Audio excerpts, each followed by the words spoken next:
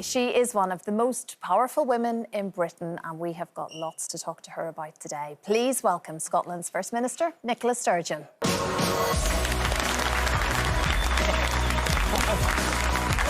Nicola. Hi. Great to see you. Great to see you. So you got my sliders right next to your feet. Have I to put them on? Yeah. Be comfortable, Nicola, is what we're trying to do. Yeah. Nicola, thank you so much for coming on. And like we say, there's so much we can talk to you about. We've already been talking about apologies so far on the programme, and Boris has offered several, about 35 yesterday, within the space of 2 hours. We know you've been sort of leading calls, of course, for him to resign. Where do you stand at this point? Or are there elements, like Gloria had suggested, where maybe we're getting a bit tired of it? We need to move on to bigger things. There are bigger issues on the world to deal with, and to completely restructure a government at this point can be very unsettling. Yeah, look, these are fair questions. As you know, I've had my own lapse in the last couple of days with a momentary failure to put on a face covering, so I know how difficult these things can be. I heard Gloria earlier on, and, you know, I think that's a really powerful argument. There's big challenges facing all of us right now. I suppose I take the view that, given the severity of the challenges, Ukraine, the cost of living crisis, it makes it all the more important there is a Prime Minister in number 10 who actually has the moral authority to lead. And with Boris, it's the serial breaches at a time when the rest of the country was in very strict lockdown. But it's also, to be blunt about it, when this all first came to light, he was not honest about it, and he wasn't honest in the House of Commons. And in politics, that really matters, and that's very serious. And it's really important that people can trust the Prime Minister of the country or the First Minister of Scotland to tell the truth. And I heard the discussion about people saying sorry, and I agreed with a lot of what was said, but sometimes I think, particularly for politicians, saying sorry is important, but in some instances and in some circumstances, particularly around the misleading of Parliament, there's also got to be consequences for your actions. But you have said yourself that you made a mistake with your face mask, and you got a lot of coverage about that. So, but my point is that we're all human.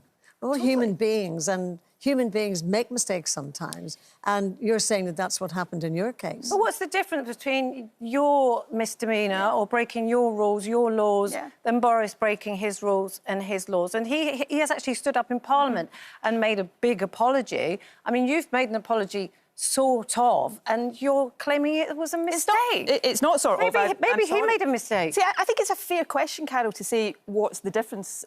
So let me tell you, you know, people will make up their own minds about the difference. So, you know, I was on the street, I got called into a barber shop as it happened. I was talking to people, and just for literally a few seconds, I forgot to put my mask on. It was in my pocket. And then I immediately did that. Now, I think that is something that probably many people, if not most people, have done over the past couple of years. Now, let me be clear. I think it is right that I get a harder time for that than an average person, because of my position and the fact that I set the rules. You made the rules, but is that the same? And I just pose this as a question. I think you know my view, but is that the same as having, I think, 6 parties at the strictest part of lockdown, presiding over what seems to be a culture of rule breaking in Downing Street, and then not telling the truth to Parliament? Now, people can make their own judgment about that. I don't think these things are equivalent. But are you going to offer your resignation? Because you were really firm on Boris resigning over this, and you put it on Twitter. You know, it's out there, it's public. So let me give you an analogy. This time last year, for entirely different reasons, and we don't have time to go into it, I was facing accusations of having misled the Scottish Parliament, and there was an independent inquiry into that. The independent inquiry found that I didn't mislead Parliament.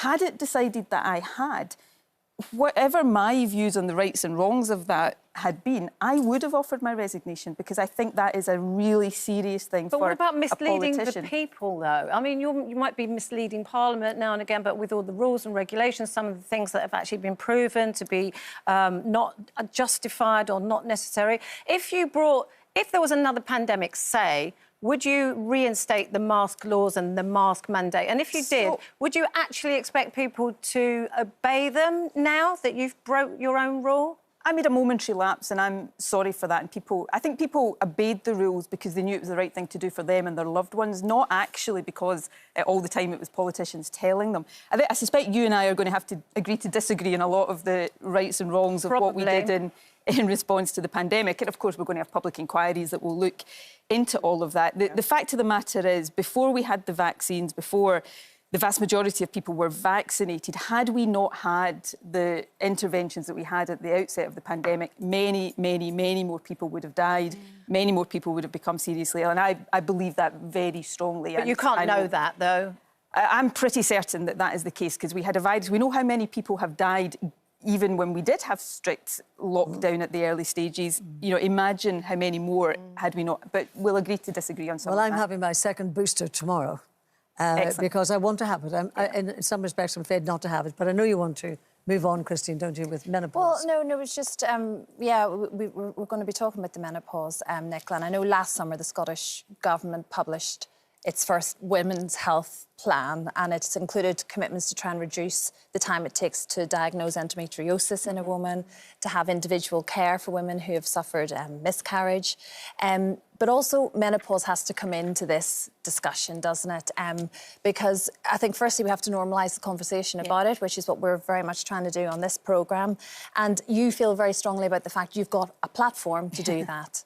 I feel quite nervous about it as well. It's not the kind of thing I feel instinctively comfortable talking about. And I think why is that, do you think? I think because it is so intensely personal, and I think there is still a lot of stigma around it. And so even for people like me who know I've got a platform and who knows how important it is to talk about it, I still feel uncomfortable. But it struck me because obviously I'm in the foothills of it. I've been quite anxious about, you know, given the public nature of my job, how am I going to cope with the impact of that?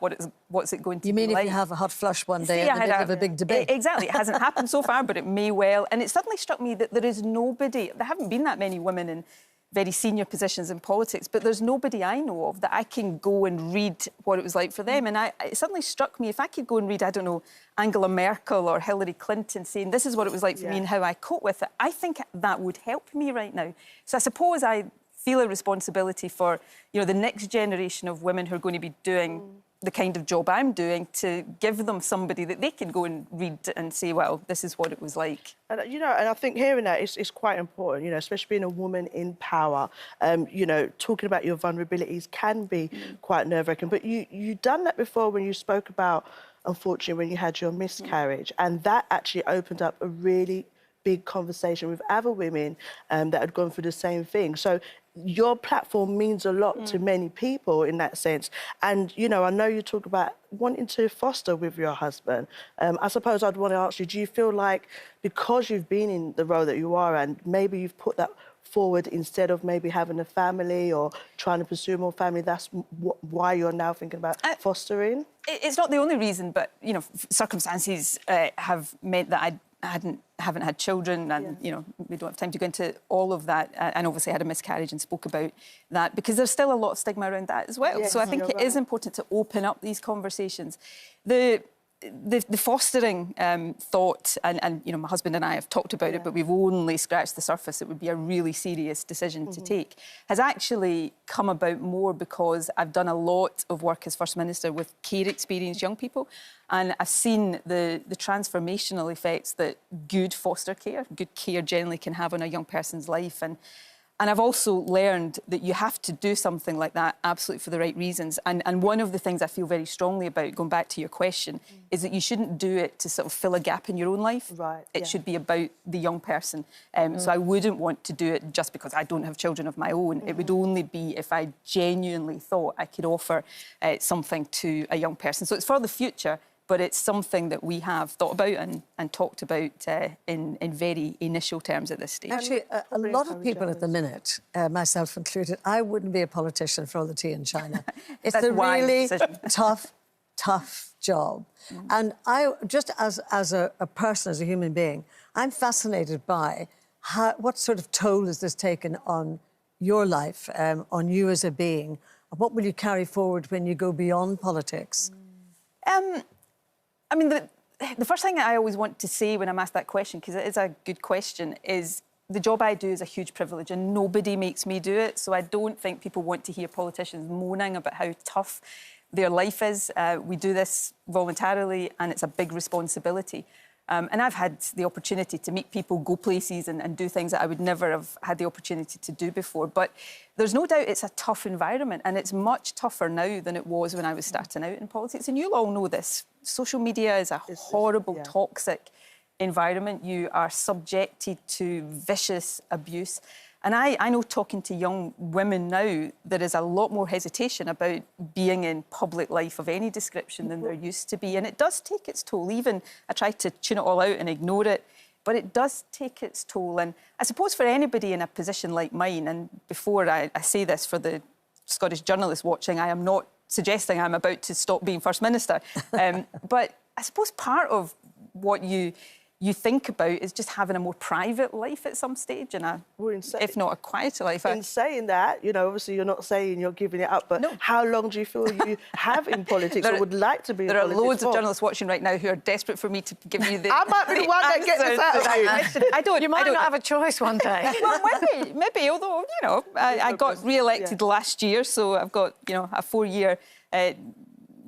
years of this term remaining. Look, I will continue to do the job, obviously, for as long as I feel I'm the best person to do the job, and more importantly, as long as the people of Scotland think I'm the best person to do the job. But have you changed in here? Yeah. Do you think, as a person, you've changed a lot? I think I've changed. I think I think I know myself better. There's the saying that, you know, being in positions of power doesn't change you, it reveals you. So I think you understand yourself, you learn a lot about yourself, and that's been particularly true in the 2 years of the pandemic, which for everybody's been really tough. But what do you think you have learned about yourself being in a position of power? I've learned that I've got a sort of inner resilience, which is important in a job like this. I've learned that I'm very fallible, and it goes back to our early... And I'm not just talking about forgetting to put a face mask on for a few seconds, but the decisions that people like me have had to make over the course of the pandemic, I might not agree with Carol on all of this, but we haven't got every single one of them But right. in hindsight, And have you that's the regretted key. any of that? Have you challenged your own But you're not a decisions? quitter either, are you? You won't give up because, you know, even if you do get your next referendum on independence... When? If you lose that one, would you give up then? Would I For the second time? Look, I'm not going to engage in the hypotheticals of that because... Yes or no? I think when Scotland next votes on independence, it will vote yes. But going back to... but if it doesn't, would you give it up?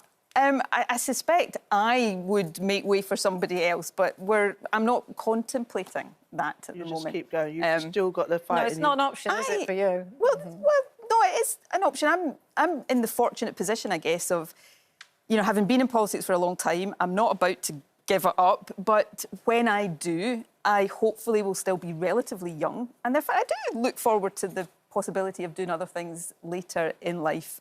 Going back to Gloria's point, 'cause I don't want to miss that. Do I regret things with hindsight? The honest answer to that is yes, but hindsight's a really powerful thing. So back at the outset of the pandemic, you know, things like should we have locked down sooner, actually, I think these are really legitimate questions. If I had my time again, there are things I would do differently. There's no doubt about it. Well, we love your honesty. Yeah. Thank you very much. Absolutely. Nicola, thank you very much. Thank you, all of you. Thank you for all of that.